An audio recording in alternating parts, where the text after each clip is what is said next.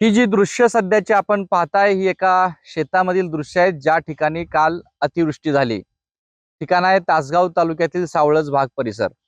या परिसरामध्ये अतिवृष्टी झाल्यामुळं आज ही जी उडीद भुईमुग सारखी पिकं आहेत ती संपूर्ण पिकं आपण पाहतोय शेतामध्ये पाणी उभं राहिलेलं आहे. गुडघाभर इतकं पाणी होतं काल, आज ही अनहिप पाणी उभं आहे आणि यामुळं मोठ्या नुकसानीला शेतकऱ्याला समोर झाला नाही. कारण या पिकामधून आता हाती काही लागेल अशी परिस्थिती नाही, कारण हे सगळी पिकं आता पाणी साचून राहिल्यामुळे कुजून जाण्याच्या मार्गावरती आहेत. आपल्यासोबत शेतकरी आहेत. काय मागण्या आहेत सरकारकडे? हे नुकसान तर भयावह आहे. आता पेरणी झाल्यापासून आता काढणे दिवस आले तरी काय अजून पावसाच चालू आहे. 4 महिने झालं. आता काही शक्यतो हाती काय लागण्याची शक्यताच नाही. म्हणजे जेवढी सरकारकडून मदत मिळाली तेवढी आम्हाला मिळायला अपेक्षा आहे. सातत्यानं अतिवृष्टी झाली आहे. सातत्याने सलग 4 महिने पाऊस चालू आहे. कुठली कुठली पिकं?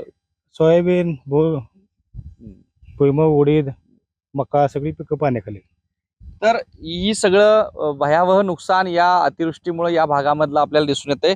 पूर्णतः पाण्याखाली पिकं राहिल्यामुळे हाती काही लागेल असं शेतकऱ्यांना अपेक्षा नाहीये. त्यामुळं सरकारनं आता शेतकऱ्यांना भरपाईची या ठिकाणी अपेक्षा शेतकऱ्यांना फार मोठी सरकारकडून दिसून येत आहे. कॅमेरा पर्सन योगेश सोबत कुलदीप माने, एबीपी माझा, सावळज, सांगली. एबीपी माझा, उघडा डोळे बघा नीट.